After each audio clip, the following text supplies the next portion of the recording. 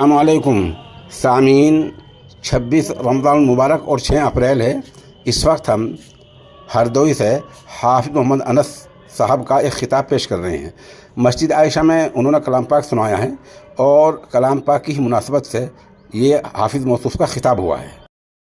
पूछा भाई ईद के कपड़े बने हैं आपके या नहीं बने हैं, आपके घर के अंदर ईद की खुशियों का सामान आया है या नहीं आया। और आज बिल्कुल भी बात नहीं करेंगे, इसलिए कि अगर हमने किसी गरीब से इस बारे में बात कर दी कि हमारे लिए बेशर्मी की बात होगी, बेहयाई की बात होगी। हम तो दौलत वाले हैं, खुदा ने दौलत अदा की है, हम बड़े हैं, हम बड़े छोटों से बात कैसे कर सकते हैं। ये बातें हमारे दिलों के अंदर शैतान ने ऐसे नक्श कर दी है। इन बातों के अलावा कोई बात हमें मुयस्सर नहीं होती, कोई बात समझ में नहीं आती। ये बताइए कि शैतान ने जो इस तरीके की बातें दिलों के अंदर डाली है, ये बात सही है? मुझे आप समझने वालों आज ही बताओ, खुदा को हाजिर नाज़िर रखे मैं आप सबसे पूछना चाहता हूँ, महल्ले में गरीब रहने वाले लोगों का हक है यहाँ पर या नहीं है? अगर हक है तो बताओ कि हक है तो आप अदा करेंगे, आप सब मिलकर उन गरीबों के हक अदा करोगे या नहीं करोगे? मुझे इस बात को बताइए कि अदा करेंगे। इरादा तो कर लीजिए खुदा के बंदों कि इंशाअल्लाह आने वाले वक्त में, आने वाले रमजान में आप सब मिलकर अपने गरीबों का पहले हक अदा करेंगे। हमारे यहाँ बने या न बने, इसलिए कि हम और आप तो 12 महीने अफ्तारी और तमाम चीजें मैसर होती है, खा सकते हैं, लेकिन गरीब रहने वाला सिर्फ रमजान में भी उसको मैसर न हो, ये कितनी गलत बात है। खैर मैंने आपसे शुरू में कहा था 3 बातें करनी है, उनमें से 2 बातें आपके सामने हो चुकी है। अब तीसरी बात मुझे आपके सामने इन तमाम मौजूद से हटकर और अलग करनी है। तीसरी बात आपसे ये करनी है, हम और आप दुनिया के पूरे हालात से वाकिफ हैं, किस तरीके के हालात पूरी दुनिया के अंदर बने हुए हैं, खुसूसन फलस्तीन और गजा के हालात जिस तरीके के बने हुए हैं, हर मुसलमान उनसे वाकिफ है। आज खुदा के बंदो मुझे ये बताओ कि तुम्हारे व्हाट्सएप पर या तुम्हारे मोबाइल पर वो वीडियो नहीं गुजरती है जिस वीडियो के अंदर फलस्तीन के मासूम बच्चे, फलस्तीन के मासूम माए, फलस्तीन के मासूम मुजाहिद, फलस्तीन के शहदा जो घास को खा रहे हैं, जो तड़प रहे हैं, जिनके पास उठने बैठने के लिए कोई जगह मैसर नहीं है, जिनके पास एक कॉपी भी नहीं है, जिनके पास घर के नीचे कोई छत नहीं है, जिनके पास उनको कोई इज्जत देने वाला नहीं है, जो बेचारे यूं ही बेसहारानी के सालाम में वो इस तरीके से घूम रहे हैं। क्या करा हम और आपने इस बात की फिक्र करी है कि खुदा के बंदों की फर्ज नमाजों में इन मासूम बच्चों के लिए उठाकर थोड़ी सी दुआ कर लेते, रब्बे करीम ये क्या हो गया है, इंसानियत का जनाजा निकल रहा है, इंसानियत किधर जा चुकी है। इसराइल जैसे यहूदी कुत्तों ने फलस्तीन के ऊपर इस तरीके से हमला करके फलस्तीनी माओ बच्चों की इस्मतरी को तार तार कर दिया है, फलस्तीनी बच्चों को सिस्कियां लेने पर मजबूर कर दिया है,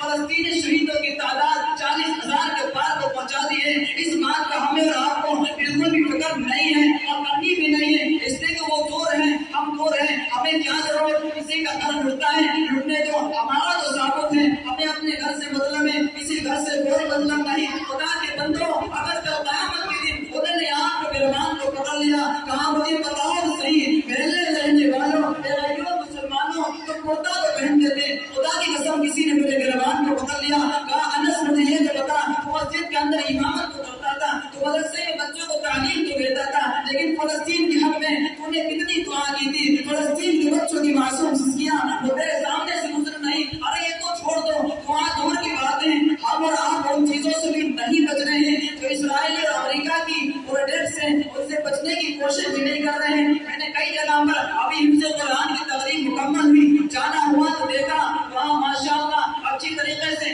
पेप्सी भी चल रही है, स्प्राइट भी चल रही है। मैंने कहा खुदा के बंदो तुम पढ़े लिखे हो, ये क्या करते हो? जवाब क्या देते हैं? कहते हैं 2 रुपए का फायदा है, 2 रुपए के फायदे में क्या हो सकता है? मैंने कहा खुदा के बंदे जरा इस बात को बता कि जिसने तेरे बाप को मारा हो उसके अंदर 1 रुपया लगा हो, 1 चवन्नी लगी हो, क्या वो उसके घर के पानी को बर्दाश्त करेगा? कहता है नहीं करेगा। मैंने कहा मुझे ये बता दे कि फलस्तीन में मरने वाले बच्चे क्या हमारे बच्चे नहीं हैं? फलस्तीन में मरने वाले माए हमारी माए नहीं है, फलस्तीन में रहने वाले बच्चे हमारे बच्चे नहीं हैं, फलस्तीन में रहने वाले बड़े लोग हमारे बाप नहीं है। फलस्तीन की जिस तरीके से इज्जत और आबरू को लूटा जा रहा है, अगर मुसलमानों क्या इस बात की तुमने बिल्कुल फिक्र नहीं करती है? उससे कहता है इस बात की कोई दलील नहीं है, ये ऐसी बात है 1 रुपया 2 रुपए का फायदा करिए कोई बात नहीं सोची जाती। मैंने शुरू में कहा था आपसे कि बगैर दलील के कोई बात नहीं करता हूँ। कहता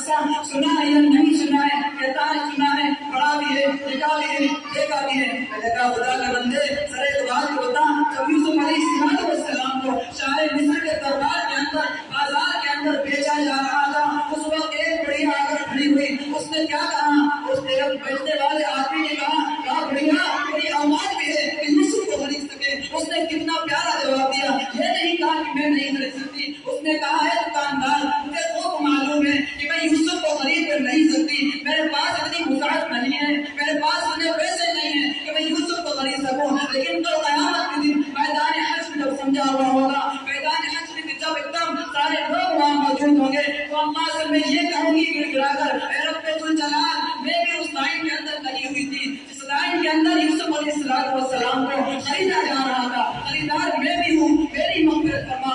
अब मुझे जरा ये बताइए, यूसुफ अलैहिस्सलाम को एक बढ़िया जिसके पास पैसे भी नहीं है वो बड़ी है खरीदने के लिए, क्योंकि क़यामत के दिन उसका नाम आ जाए। आज मुसलमान अगर कोई स्प्राइट पीता है, इसकी चीजों को इस्तेमाल करता है, उसका 2 रुपया अगर फलस्तीनी बच्चों को मारे जाने में लगता है, खुदा की कसम क़यामत के दिन अल्लाह तुझसे सवाल करेंगे, अरे मेरे बंदो, अरे रहने वाले भाइयों मुसलमानों, जरा एक बात मुझे बता दो, वो फलस्तीन के अंदर मासूम बच्चे जिनको गोलियों की बौछार के अंदर उनको अंदर खून दिया गया था, जिन मासूम बच्चों के घरों को उजाड़ दिया गया था, फलस्तीन के अंदर मस्जिद अक्सा के ऊपर यहूदियों ने कब्जा कर लिया था, फलस्तीन के अंदर माँ बहनों के घरों को उजाड़ दिया गया था, फलस्तीन के अंदर तमाम लोग तरस रहे थे, फलस्तीन के अंदर अस्पतालों पर हमला किया जा रहा था, उन हमला करने में तेरे 2 रुपए उसमें मिले हुए थे, बता मैं तुझे कैसे जन्नत में दाखिल करूं। अब फैसला आप करिए कि जिसके 2 रुपए फलस्तीनी बच्चों के लिए गए होंगे, जिसके 2 रुपए से फलस्तीनी बच्चों के छाती पर गोली पड़ी होगी, वो आपको पकड़ेंगे, कहेंगे रब्बा ये वही लोग हैं जिनके 2 रुपए की बदौलत ये वही मुसलमान हैं जो अपने आप को मुसलमान कहते थे, लेकिन हकीकत में यही कातिल है। इनके 2 रुपए की बदौलत हमें मारा गया, इनके 2 रुपए की गोली लेकर हमारे सीने पर डाली गई, इनके 2 रुपए की मिसाइल को लेकर फलस्तीन पर डाली गई। क्या जवाब दोगे, क्या वो दिखाओगे? या कोई जवाब को तहरीर नोट कर ली है या कोई तैयार कर ली है? खुदा की कसम उसको कोई जवाब नहीं बनेगा और जवाब बन भी नहीं सकता है, इसलिए कि रब्बुल जलाल की कसम आपने इस बारे में सोचा नहीं। खैर में अगर अल्लाह ने मौका दिया आइंदा आने वाले वक्त में फिर आपको इसी तरीके से जमा कर दे, मसले फलस्तीन पर खुसूसी और तफसीली बात करूंगा, अपनी माँ बहनों को यहाँ रहने वाले सब आदमियों को मैं समझाऊंगा। खुदा की कसम फलस्तीन के अंदर जिस तरीके से जुल्म और सितम हो रहा है सरासर गलत है, बल्कि मैंने बात नौजवानों को ये सुना कि खुदा की कसम जो लोग जिस तरीके का अमल करते हैं उनके साथ वैसा होता है। मैंने कहा नाना अगर ऐसा होता तो सबसे पहले अज़ाब हम पर आता, इसलिए कि हमसे तो बेहतर ही हो जो मस्जिद अक़सा में नमाज अदा कर रहे हैं, जिसमें नमाज अदा करने का सवाब अल्लाह के नबी सल्लल्लाहु अलैहि वसल्लम की सही हदीस से मंक़ूल है।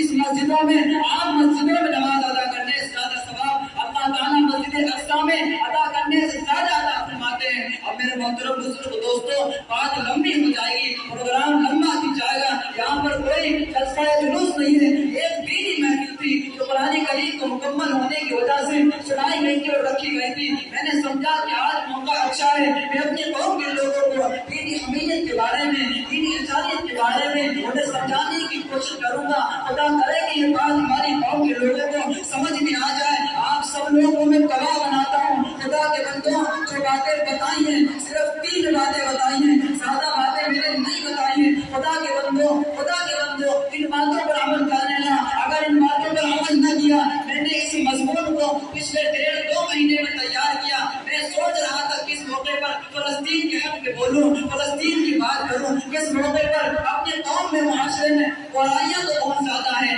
उनको बयान करने के लिए वक्त ही नहीं है। कितना बयान किया जाए और किस बुराई पर बयान किया जाए, किस मसले पर बोला जाए, किस चीज पर गुफ्तगू की जाए। मैं इस बात में जरा सोच के पड़ा हूँ। नमाज पढ़ने आते हैं लोग, मैं देखता हूँ, उससे एक शख्स ने कहा कि दुनिया के अंदर कितने अजूबे हैं। मैंने कहा मुझे नहीं मालूम दुनिया में कितने अजूबे हैं। कहता है दुनिया में 7 अजूबे हैं। मैंने कहा एक बात बताऊं? कहता बताइए। मैंने कहा कितने भी अजूबे हों, लेकिन दुनिया का सबसे बड़ा अजूबा क्या मालूम है? कहता नहीं मालूम है। मैंने कहा दुनिया का सबसे बड़ा अजूबा ये है कि बंदा खुदा के सामने मस्जिद में मौजूद होता है, खड़ा होता है, खुद उसे ही नहीं मालूम होता है मैं क्या करने आया हूँ, मैं क्या मांगने आया हूँ, मैं नमाज में नियत तो याद रखी है, क्या कह रहा हूँ, क्या रब्बुल जलाल मेरी बात को सुनने हैं या नहीं सुनने हैं। ये दुनिया का सबसे बड़ा अजूबा है या नहीं है? हम खुदा के सामने मस्जिद में झुक रहे हैं, सजदा कर रहे हैं, सुभान रब्बिल आला भी कह रहे हैं, रुकू में जाते हैं, सुभान रब्बिल अज़ीम भी कह रहे हैं, लेकिन नहीं मालूम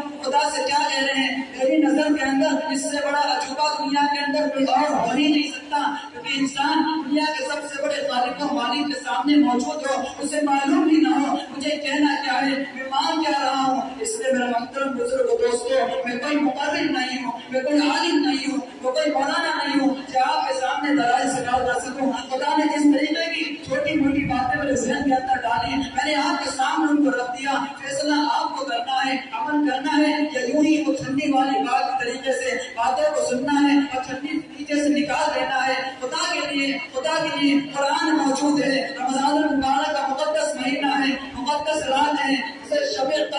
ہیں، اس رات کا واسطہ دیتا ہوں ان باتوں پر عمل کر لینا اور خدا کے لیے ہاتھوں پر اٹھا کر رب الجلال سے فلسطین کے رب کی دعا کر لینا اور اپنے قوم کے لوگوں کچھ اپنے آپ کو فکر کرو، کچھ اپنے آپ کی کوشش کرو، کسی طریقے سے اپنے محلے کے اپنی مسجدوں کے اپنے گھروں کے ماحول کو چینج کریں، ماحول کو بدلیں، قرآنی تعلیمات پر عمل کریں، قرآن پر عمل کرنے والے بن جائیں۔ میں زیادہ لمبی بات آپ کے سامنے نہیں کر سکتا اور میں کرنا بھی نہیں چاہتا، اس لیے اپنی بات کو یہیں پر ختم کرتا ہوں۔ وآخر دعوانا الحمدللہ رب العالمین۔